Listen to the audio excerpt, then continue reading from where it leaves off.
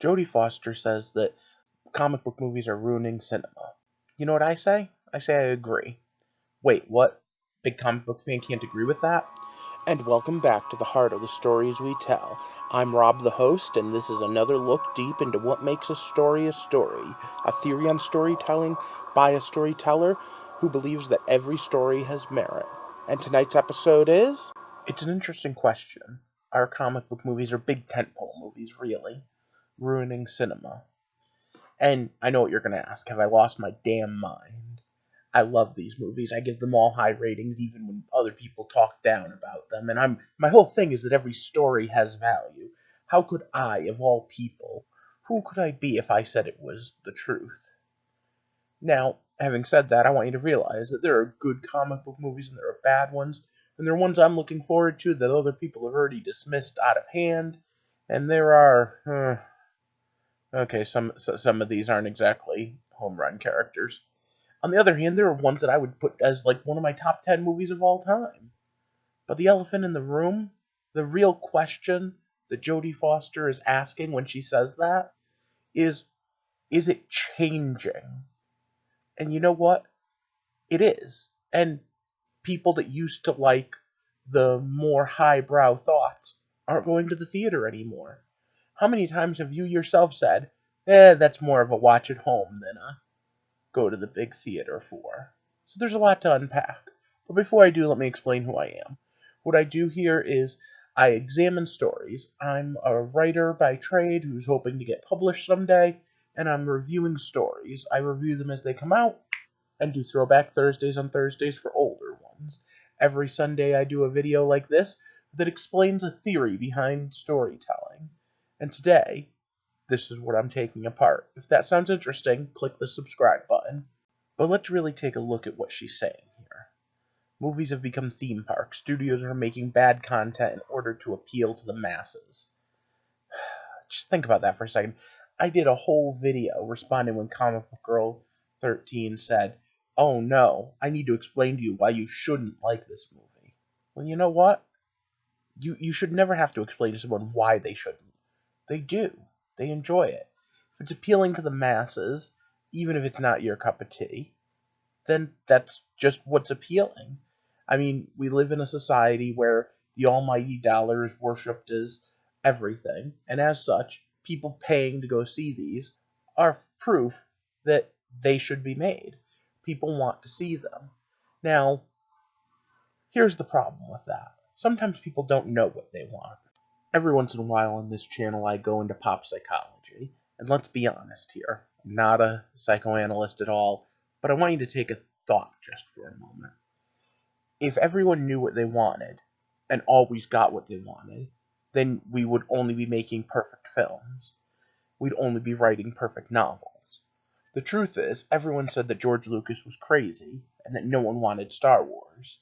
Everyone said that there was no room for Star Trek, and both were proven wrong. Roddenberry and Lucas both proved everyone wrong. And over the years, I could name 100 novelists that jumped at the new big thing instead of writing the same old one. And that's fine.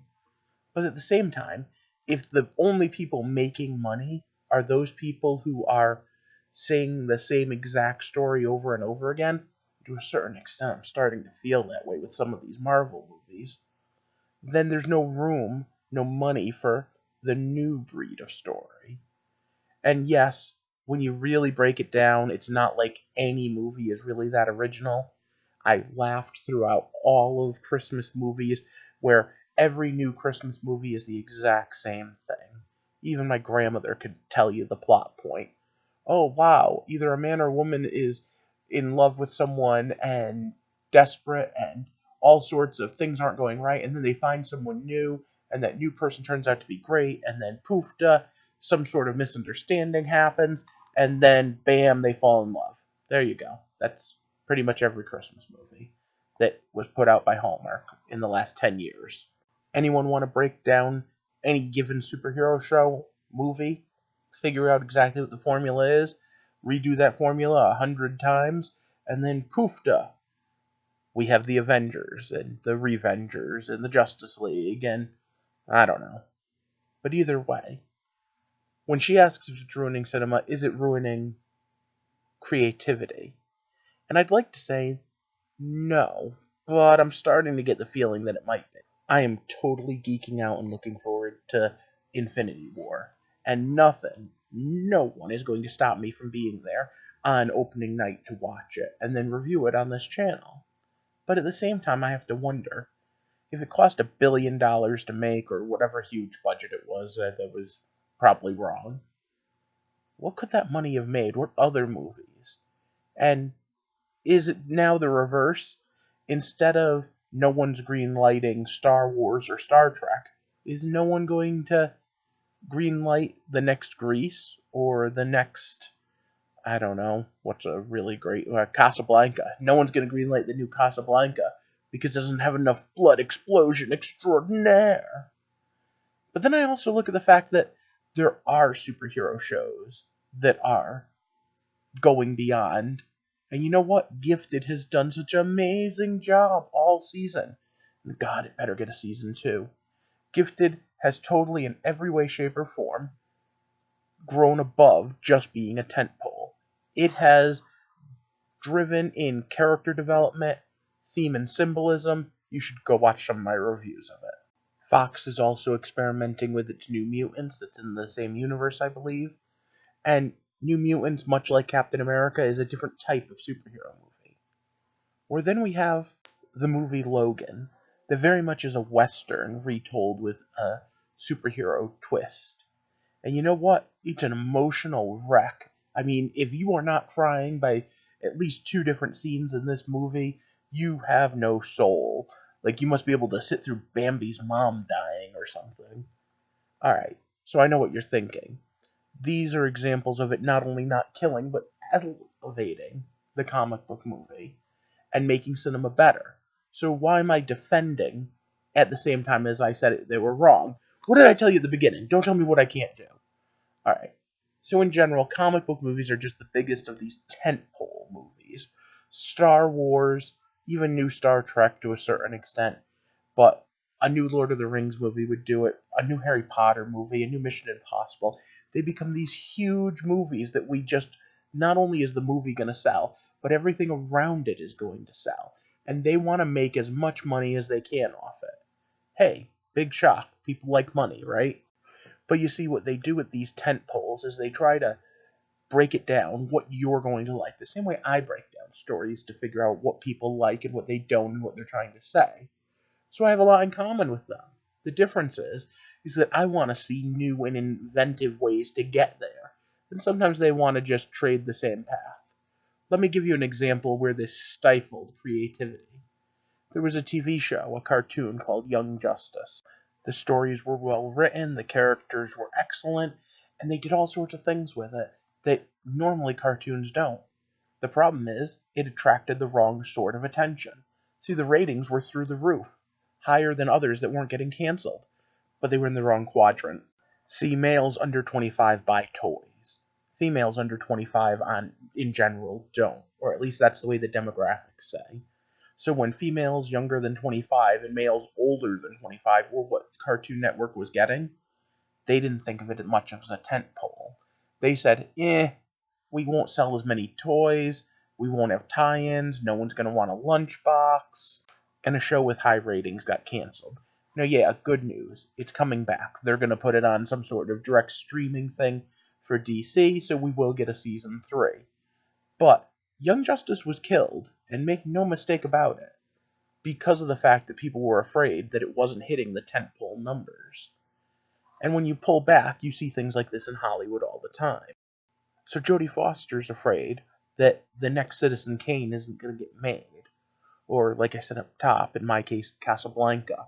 Or maybe Mary Poppins wouldn't get made because they're going to make a new beat-em-up superhero team-up movie. And there's part of me that worries about that too. And yes, I love all of the resurgence of superheroes. And I like the fact that we're exploring different ways. Cloak and Dagger and Punisher are completely different than Superman. And the fact that Gifted is jumping into what it means to be alive through prejudice in many different ways, and the idea that both sides have points is amazing. And the fact that Captain America was first a World War II movie and then a spy thriller, well, then Civil War, was great.